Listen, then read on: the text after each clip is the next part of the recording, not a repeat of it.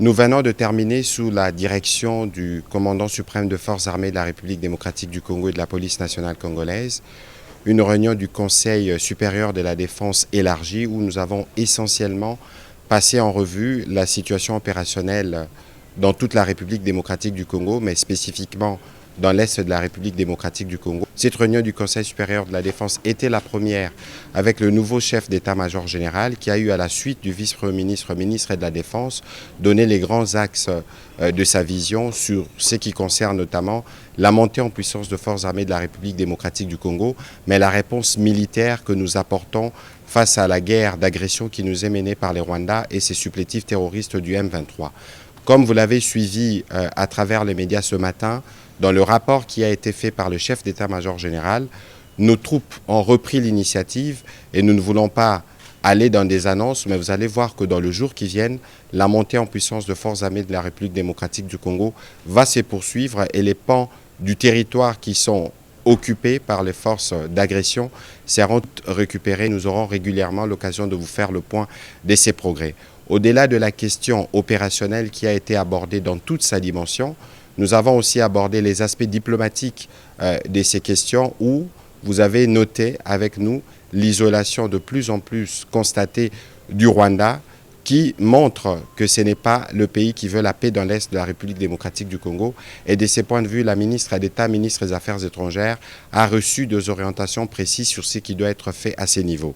Dans le même esprit, les aspects judiciaires doivent se poursuivre parce que nous notons, au vu de l'évolution de la situation, des comportements, des attitudes, hauts de mots qui sont suspects, qui ne sont pas de nature à renforcer l'unité nationale ou l'union derrière nos forces armées de la République démocratique du Congo pour mettre fin à cette situation d'agression. Les ministres de la Justice, mais aussi l'auditeur général de forces armées de la République démocratique du Congo qui participaient à la réunion vont tous prendre des dispositions à leur niveau pour s'assurer que tout comportement à caractère subversif qui ne rentre pas dans l'objectif premier de la reprise de l'intégrité territoriale de d'autres pays, c'est des comportements qui pourront être sanctionnés. Le même constat a été fait dans la couverture médiatique des événements dans l'Est de la République démocratique du Congo, comme nous avons eu à le relever à travers les mises en garde qui ont été faites. Nous voulons vous dire que des mesures seront prises dans les jours à venir contre tous les médias qui travailleraient dans le sens d'accompagner l'œuvre terroriste qui s'est faite en République démocratique du Congo.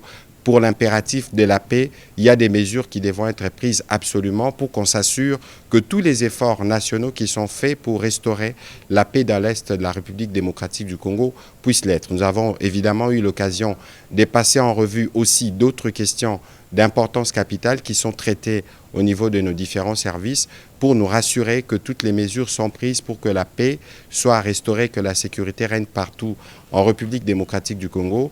Nous allons terminer évidemment par rappeler la mobilisation que le président de la République ne cesse de demander à tous les Congolais autour de forces armées de la République démocratique du Congo dont il a à nouveau loué la bravoure et les sacrifices. Et donc nous allons réitérer ces demandes pour que toutes les populations congolaises fassent confiance au président de la République, mais aussi aux efforts soutenus du gouvernement dans le cadre des différents fronts militaires, diplomatiques, judiciaires, économiques et médiatiques pour que nous puissions restaurer la paix dans l'Est de notre pays une fois pour toutes. Dans les rues d'Accra ce mardi matin, l'effervescence était à son comble à l'idée de voir John Dramani Mahama se soumettre à la traditionnelle cérémonie des prestations de serment. Les services de sécurité étaient débordés au point que les invités de marque ont eu du mal à se frayer un chemin au milieu de cette foule aux couleurs du nouveau parti présidentiel, les Congrès démocratiques national. Comme en 2012, au milieu d'une foule en liesse, John Dramani Mahama est entré à la place de l'Indépendance sous bonne escorte de la cavalerie présidentielle. C'est sa colistière qui a prêté serment en premier en qualité de vice-présidente de la République, puis c'est au tour du président élu, John Dramani Mahama, de se soumettre au même exercice. Devant les juges en chef de la haute cour et en présence des responsables du Parlement et des citoyens de son pays, il a prêté serment. I, John Dramani Mahama, having been elected to the high office of President of the Republic of Ghana, do in the name of the Almighty God swear. Do in the name of the Almighty God swear. That I will be faithful. That I will be faithful. And true. And true. So help me God.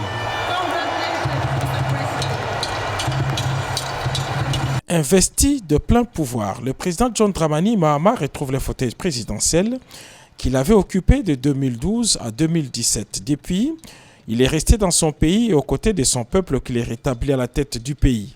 Dans son discours d'investiture, le nouveau président du Ghana a pris 4 engagements dont le redressement de l'économie et la lutte contre la corruption. Pour lui, la cérémonie d'alternance de ce jour consacre la maturité démocratique du Ghana. Premier pays africain à accéder à l'indépendance en 1957, le Ghana est un exemple africain du dynamisme démocratique. Une vingtaine de chefs d'État et de gouvernements ont fait le déplacement d'Accra pour féliciter les nouveaux chefs de l'État du Ghana. Invité personnel du président John Dramani Mahama, le président de la République Félix-Antoine Tshisekedi Tshilombo et la distinguée première dame Denise Nyakeru sont allés féliciter les nouveaux couples présidentiels du Ghana avec lesquels ils entretiennent d'excellentes relations d'amitié et de fraternité.